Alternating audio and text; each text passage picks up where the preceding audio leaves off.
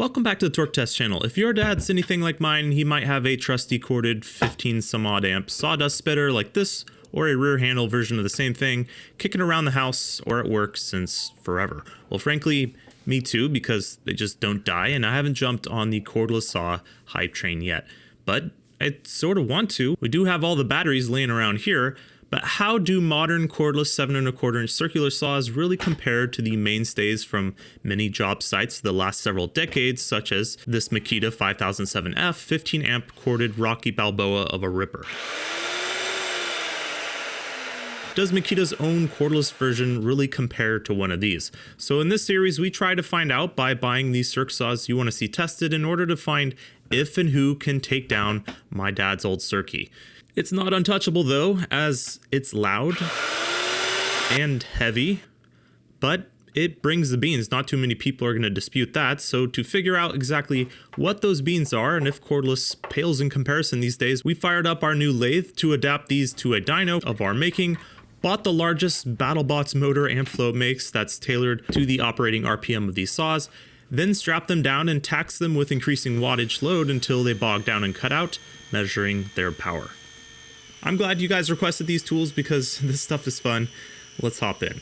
Lately, if you walk into Home Depot or go to their website looking for a circ saw, you're going to get a whole lot of LXT this, M18 that, FlexVolt, yada yada yada. But all old Pops needed was one of these 7 1/4 inch puppies. Heck, his dad had a circular saw not too dissimilar to this, and you'd rarely ever need to buy a new one after you got one. It's only in the last 5 to 10 years we've been bombarded with an explosion of cordless models, as before everyone had the same wall plugs, so the few brands that made these well, those sold. Now every brand who makes an 18-volt battery needs to offer one of these to their customers, but they can't all be as good as using the quote-unquote real thing, right?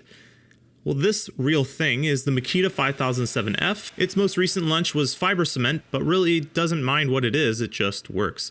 This is sort of their top range 15 amp model that we get in the States, and they still sell it today. It's a Sidewinder style circ saw. We're looking at those simply because you can commonly find these in blade right configurations like this, which is generally what we need for the dyno direction and setup we have here. It's not particularly light. It's 10 pounds, 13 ounces with some of that cord you're going to be carrying added in there. And it's not particularly quiet either. This one has a lot of fan and spinning noise. Sort of sounds like a vacuum, and it comes in at 96.5 decibels from a meter away. Unlike grinders that we've been testing and impact wrenches as well, you can actually hear this sort of tool over what it's working on, so that's worth considering. But what kind of power does it make, like specifically? We machined down some shafts with keyways to male threads out one end. These thread sizes include M8, 5/16, and even some M7 threads in this Metabo HBT's case.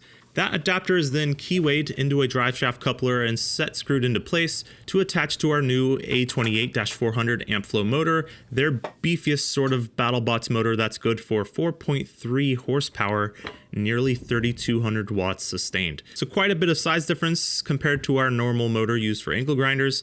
This simply gives us the RPM range under load that we're needing to test for.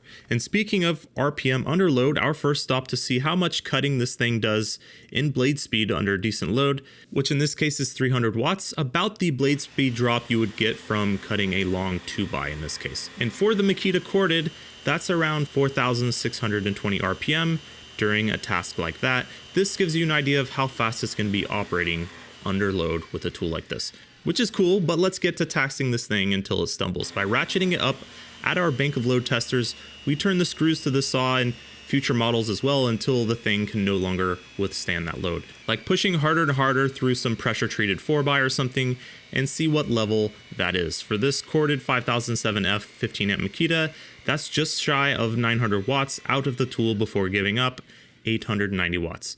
And make no mistake, this is nothing like watts into the tool. That's productive watts out of the tool and through this motor, which with this efficiency curve provided by Ampflow on hand and the RPM at that wattage load, we can factor that out to be 1.9 horsepower, pretty close to the max you're going to get from our wall outlets anyways. Not too shabby coming out of this tool.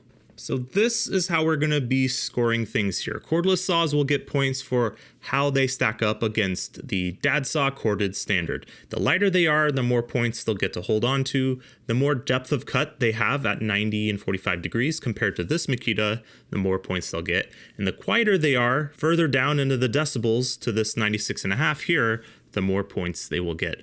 Then of course on the dyno, speed under load and power, it will be scored there as well. Obviously this one runs as long as you pay your power bill, and these a certain amount of runtime on the battery. So won't be directly compared to in the points totals here, but runtime on a battery for these tools is something we're really happy to be able to provide, as it's not advertised anywhere in these tools. I think it's really the only way you're going to be able to measure it, a fixed load on a dyno. Up first, we want to get right into it. Does Makita's 18x2 7¼ inch circular saw compare to its corded brother? This is the XSH06PT. It comes with two 18-volt LXT 5Ah batteries. While the corded 5007 goes for about $150 these days, this was purchased for $290, which, given there's two batteries and a dual charger, I think that's not too bad, I guess. It does add to this one's weight using those two batteries though. It comes in at 10.4 pounds, the heaviest cordless on the day, so not much savings over the corded model in this case.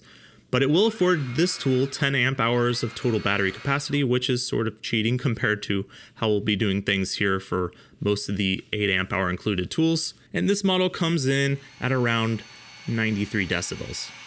A bit louder than I would have guessed being a brushless tool, but its cut depths compared to the corded model are also very good. The best on the day, in fact. 2 5/8 at 90 degrees and 1.81 inches at 45 degrees, giving this tool 5/16 of an inch in total advantage, or 31.5 points compared to this one's specs. And it being this much quieter is good for 10.5 points, not a ton. Let's see what it can do. With the same 300 watt load, its corded Makita brother saw, this effectively 36 volt model put up 5,050 RPM. Very good. Being lighter and higher speed under light to medium tasks, this thing's going to cut faster. Cool. But can it, when taxed, keep up with the corded model, cutting through some serious stuff, being pushed as hard as you'd happily do on an old saw, but maybe would question on a cordless tool? The 18x2 Makita is able to move onto the third load tester, which is a good sign, up to 710 watts before it cuts out. Not bad, a bit higher than I expected given this isn't exactly a 2023 new design, despite also being 36 volt, and we'll have to find out, but you would assume their XGT line might do even better than this, which would put it in the realm of dad saw maybe. Good stuff. Runtime coming up, but not before we take a look at another 36 volt saw, the Metabo HBT multivolt. This one costs a little bit closer than that Makita did to the corded model at $250, and that was a kit with their 4 amp hour 36 volt battery, which is like an 8 amp hour comparable. This looks and feels very compact for a 7¼ inch saw, almost looks like a 6.5 inch in person. That's probably in part due to this compact looking motor, which who knows could be holding it back in the power department, but it certainly helps its weight. 9.2 pounds, the lightest of the bunch today, but those compact proportions also hurt its design and cut depth apparently, which is still greater than the corded model, but not amazing at a 90-degree angle, and that makes for 19.5 points. But it does have, and I think this is pretty cool, a quiet mode. This will run at a reduced speed and power to make less neighbor conversation generating levels of noise, which is good for just 83 decibels. But that's also at a very reduced power level. We found less than 25% of peak power, so just for small cross cuts maybe. And it operates normally at 92 decibels, and we found that to be a particularly annoying pitch as well. So that quiet feature might be used more often than I would have assumed. Both get combined here for an average, which is good for 27 points. Onto the dyno, we're going to show you with a 4/8 amp hour battery as well as a 2.5/5 amp hour battery in case you're curious. The HBT is a lower RPM free speed saw, and while using the 8 amp hour type battery, it drops much less RPM than Makita did from that free speed, but that's still only 4,240 RPM under a 300 watt load. So it's in general going to be cutting through most things at a relatively slower rate. The 2.5/5 amp hour battery does just about 100 RPM less than that, should you choose to use that pack. As for peak power, the Metabo HBT is going strong and not all that phased in the RPM with increasing load until it hits 620 watts. Then things sort of step down and it's not enjoying life. It's able to make it to 650 watts after that until it calls it quits. The same sort of thing happened with the 5 amp hour style battery, except it was at 580 watts that made it step down and struggle. 600 watts peak is what it makes for that. All said, a bit less than we were expecting, knowing how powerful mini multivolt tools have proven to be for us. The Makita LXT's power equates to 1.3 horsepower, or around a 10 to 11 amp corded model comparable, while the HBT comes in with 1.2 horsepower after consulting the motor's power curves, around a 9.5 amp corded equivalent. Okay, last up today before we see how long these things last on the charge, and going down in price again, but only by $5 here over the HBT kit, is the Harbor Freight Hercules. This is their latest brushless circ saw, $245, which is now $20 cheaper since the testing started in this video because their regular battery price went down on the 8 amp hour battery. But it's closest in price to the cordless saw on the day, although not super cheap for a Harbor Freight tool, I think most would agree. But their Hercules line has had some surprising entries lately, so let's find out if this is one of them. Its weight comes in at 9 3/4 pounds, puts it smack dab in between our first 2 cordless models tested, and its cut depth at 2.5 inches and 1 7/8 puts it in the middle as well, which looks like this. But how loud it is sets it apart a bit, and in a good way. Just 87 decibels from this one, almost sounds like it's in low, but this is its only mode. Pretty quiet, and far more quiet than the corded Makita, so gets more here than even the HBT with its quiet mode factored and averaged in. Good stuff. Under a load, the Hercules comes close to the Makita dual battery and just over the corded Makita, 4,810 RPM. Nice. When taxed to full beans, the Hercules also does well there. It was dialed up to 680 watts, but only ever able to generate up to 670 watts before cutting out suddenly. And here's what this looks like. 1.24 horsepower, equivalent to around a 9.5 to 10 amp corded model from what we can tell so far.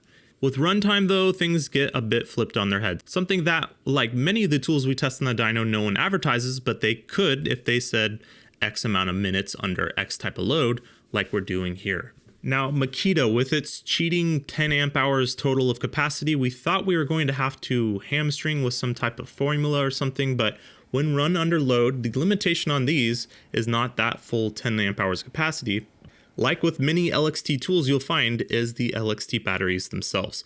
They get hot and then sort of say, no thank you, that's it for us. Only putting on new batteries totally resolves that. The Metabo HBT also did something a little bit similar. It just shuts off with an error, but we found this to be different as well. All you needed to do was to click the trigger back off and then on again, and it was good to go. But in real world, that's nothing. You're already taking your finger on and off this thing intermittently. It probably just didn't like being tested. So that's what all of this looks like totaled. We originally tried 300 watts of nonstop load, but thought that maybe was too harsh and why some of these tools were timing out. But this is with a 200 watt load. Like the angle grinders, the Makita stopped and then was run again until the batteries were too hot to do much more. The axis here represents amount of work being done, and this represents duration. So after all that, the Makita and the HBT end up in a quite similar spot, with the Hercules going much further, but the Makita is a faster tool as well, so this is how those points boil down. The LXT lasted 17 minutes with the included batteries and performed 78,000 RPM under load. This represents how much work it did in that amount of time. And since the RPM of these tools are lower than the grinders we test, and each RPM represents a lot of work being done with a blade that has teeth in it, these values aren't divided by 2 here, and that's 85 and 78 points. And 80 and 64 for the lower RPM Metabo HBT, and 95 and 85 for the Hercules, both lasting longer and doing more work in that amount of time with an 8 amp hour battery, the same capacity the HBT has here. Tool efficiency is not something these companies advertise or probably can advertise, so would have assumed the Harbor Freight brand would be skimping here to get that price down, but so far they're tops. That's interesting. On the topic of price, all of this performance when it comes to weight, noise, power, speed, runtime, as a function of the cost to buy these tools as tested, comes out to 87.3 points, 93.2, and 105.9, totaling 593.8, 559.1, and 625 even. Putting the Hercules, and not even for price reasons alone, in first among cordless so far, with the Makita LXT in second place and the HBT in third. None of these got all that close to the corded tool in power. The Makita cordless was closest to its corded Makita brother here, but it wasn't able to make up for any shortcomings in other categories to fully close that gap, we feel. These are all good saws. I can confirm they all cut through wood. And the Hercules of these seems to be the way to go at the moment.